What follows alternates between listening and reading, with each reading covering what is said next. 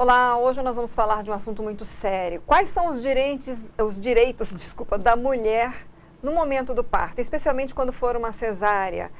E tudo isso, essa pauta, na verdade, a gente quer trazer orientações, mas foi inspirada, claro, na denúncia do médico, do anestesista que estuprou uma paciente que estava ali para ter o seu bebê.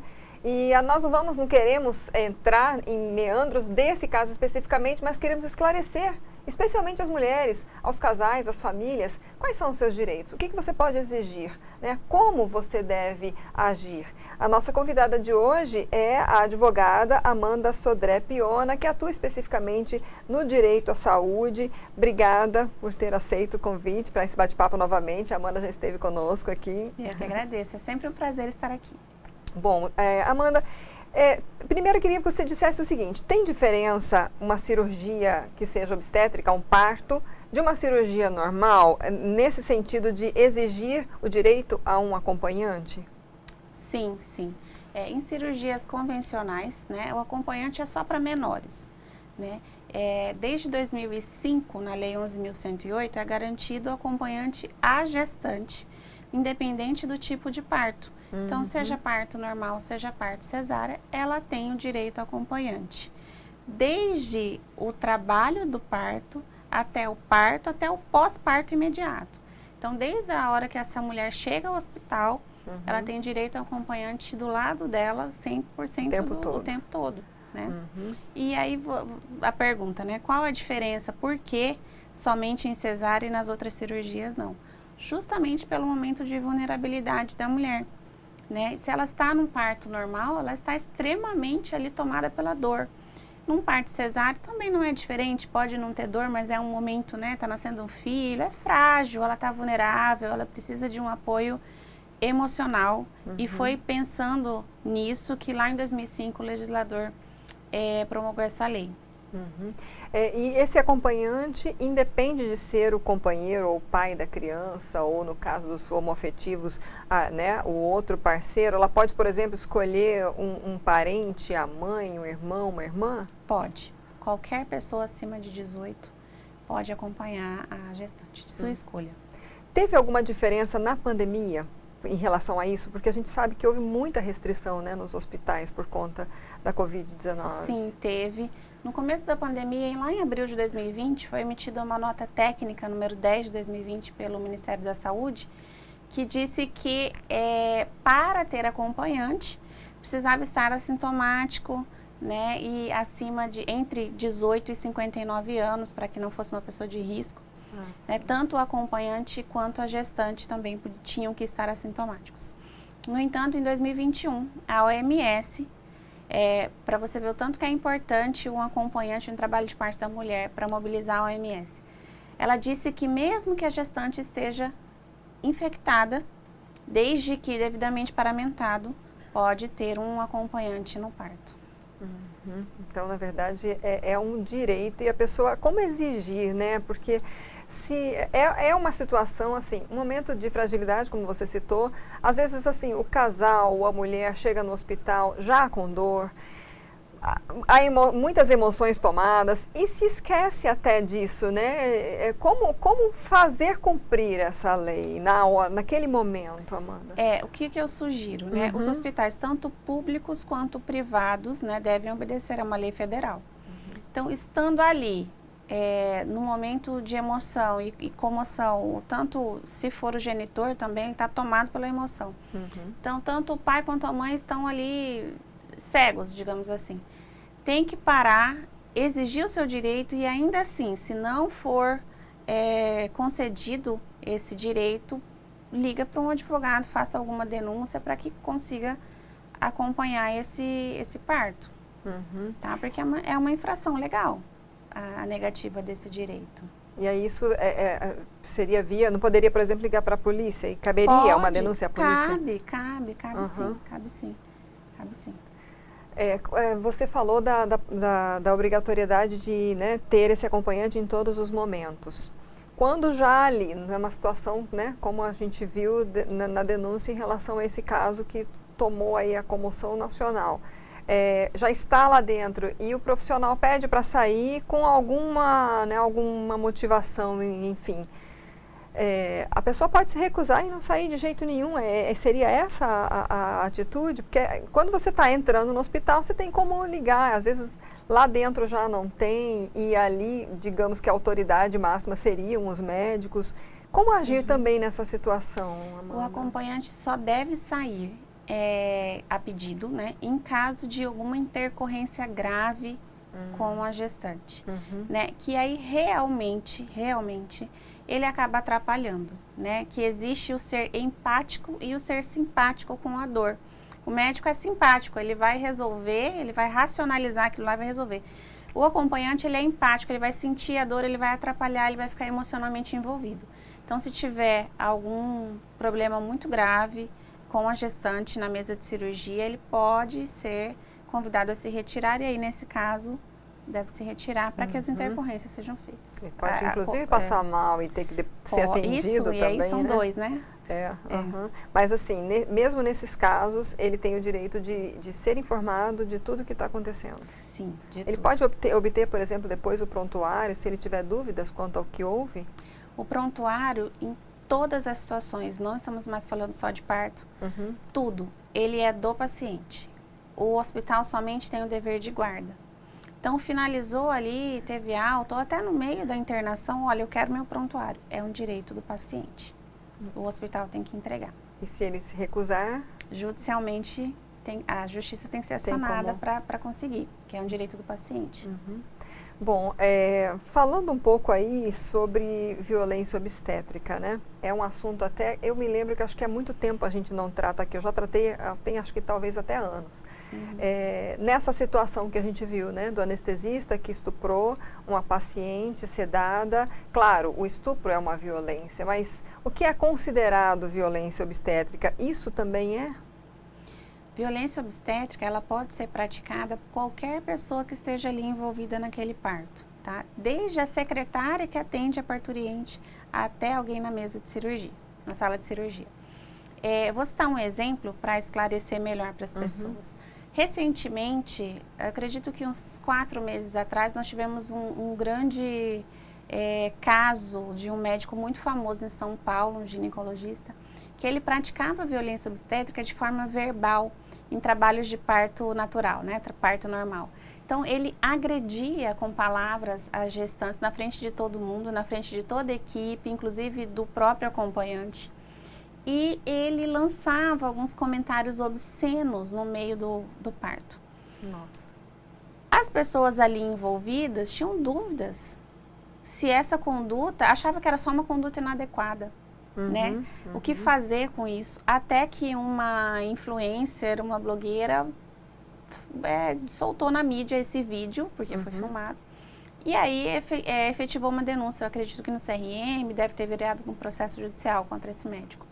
Então, isso é uma violência obstétrica, né? A mulher está extremamente vulnerável, e ainda uma pessoa gritando, maltratando, para acabar logo, para fazer força, para, enfim, é uma violência obstétrica. Então, comentários, não precisa chegar a esse ato que aconteceu com esse médico anestesista, mas tudo que maltrate a gestante naquele momento e deve ser considerado violência obstétrica. E aí, reforçando, como você falou, não é só, pode ser praticado por enfermeiros, pela pessoa que está ali e debocha da dor da mulher. Debocha, exatamente. Isso é considerado uma violência? É considerado violência obstétrica, é passível de indenização. O judiciário está abarrotado de casos assim. Nossa. E como provar essa violência? Só testemunhas? Tem formas, né? Porque até inclusive para filmar é mais difícil, né? Nem sempre eles permitem que você entre com o celular. Como obter provas? Essa parte é difícil, né? É difícil. Porque há uma discussão judicial que geralmente não, 100% dos casos, o seu acompanhante é alguém de sua confiança. É a única testemunha que você tem. E aí ela é contraditada em juízo, porque ela não tem, ela é amigo íntimo, é seu marido, né, sua mãe, alguém que pode ser invalidado como testemunha, mas alega, né, conta a história, tenta com que as outras pessoas presentes, por exemplo, se foi praticado pelo médico, nós temos a equipe de enfermagem, se foi praticado pela enfermeira, nós temos o médico, né? Procura essas outras pessoas que podem ser testemunhas nesse caso.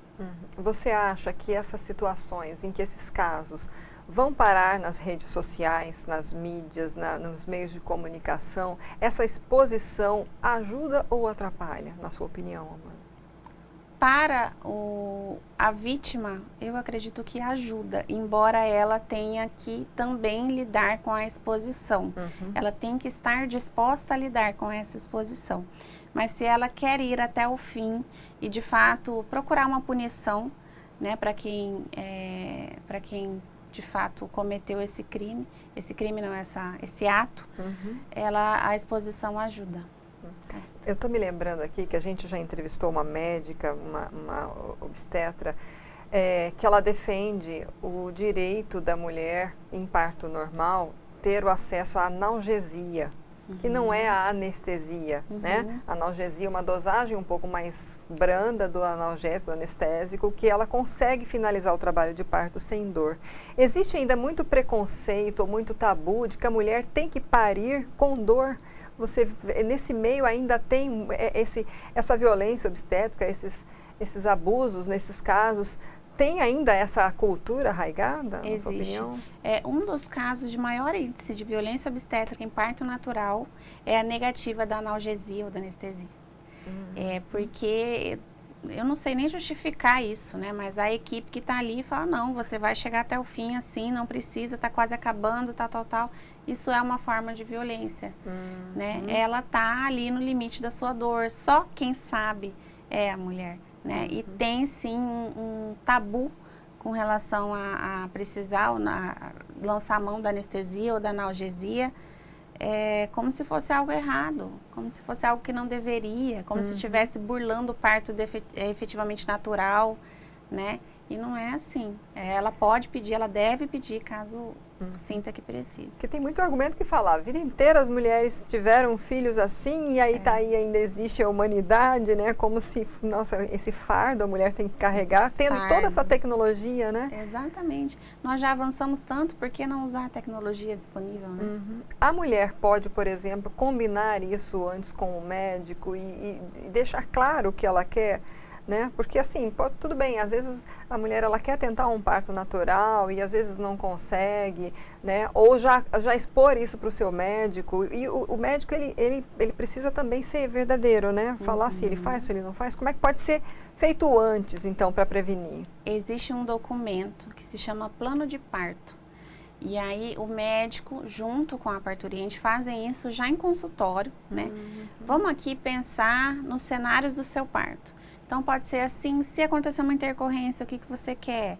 Você vai querer que eu fique já no jeito de uma analgesia, um anestesista acompanhe, enfim. Tudo isso serve de segurança para os dois lados. Para os dois lados, tanto para o médico, quanto para a paciente. Então, o que eu indico para as pacientes gestantes, se o médico ainda não tocou nesse assunto, pergunte a ele, doutor, vamos fazer meu plano de parto? Né? As duas partes assinam, vai seguir o que está ali e é melhor para todo mundo. Muito mais seguro, né? Muito mais seguro. Falando em equipe, esse caso que saiu na mídia do anestesista, ele foi filmado por uma pessoa que era da equipe que desconfiava e gravou, enfim. Como denunciar? Porque às vezes as pessoas da equipe percebem ou até veem essa violência e tem medo de denunciar, porque tem medo de perder o trabalho. Existe algum tipo de denúncia anônima para quem é colega e vê esse tipo de situação, ou ele é obrigado a denunciar? Pela regra de conduta ética profissional, ele é obrigado a denunciar. Ele é obrigado a denunciar.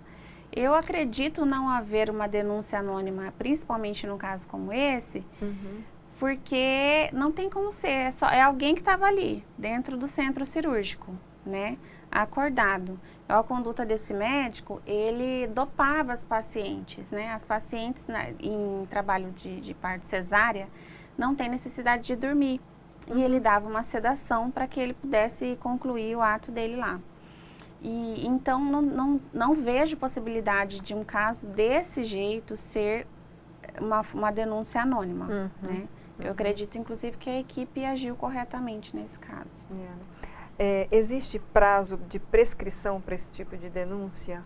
Se passar muito tempo e ela arrependeu de não ter denunciado antes, e aí... Existe, eu preciso, não sei, tá no Código Penal. Mas é importante, de repente, a pessoa... crimes, sim. A gente orientar, porque às vezes a pessoa não sabe, né, que existe isso, né? Tem que. A quem é leigo, né? Sempre o correto é assim que aconteceu, quando está tudo fresco, o mais rápido possível, procure ajuda e denuncie. Alguma questão que a gente não abordou que você gostaria de trazer ou reforçar? Não, só é importante dizer para ficarem atentos aos direitos, né, da gestante. Quem é acompanhante tem que ficar 100% atento também a esses sinais. Entender que violência obstétrica é qualquer comentário, deboche, pressa, todos esses atos que não ajudam, né, que não colaboram ou que machucam, ainda que verbalmente, a mulher. Até puxar o neném com força pode acontecer. Tudo isso é uma forma de violência obstétrica, não só o estupro, como aconteceu nesse caso, né? Ficarem atentos aos direitos. Tá joia. Quem quiser te encontrar, saber mais informações, te procurar para algum caso em específico, onde encontrar? Estou no Instagram, @AmandaSodréPiona, lá você consegue falar comigo. E também no Instagram do escritório, Arfox Sodré Advocacia. Tá joia, Amanda. Muito obrigada novamente. Eu que agradeço. Bom, gente, nós conversamos com a Amanda Sodré Piona, advogada, especialista em direito de saúde. Tem outras entrevistas que nós gravamos com ela. Vou deixar na descrição do YouTube os links para você acompanhar, assistir aí. E se você conhecer alguma gestante que está em processo, né, que está se preparando, mande essa entrevista que é informação. Então fica essa dica para você. Curta e compartilhe e obrigada pela audiência.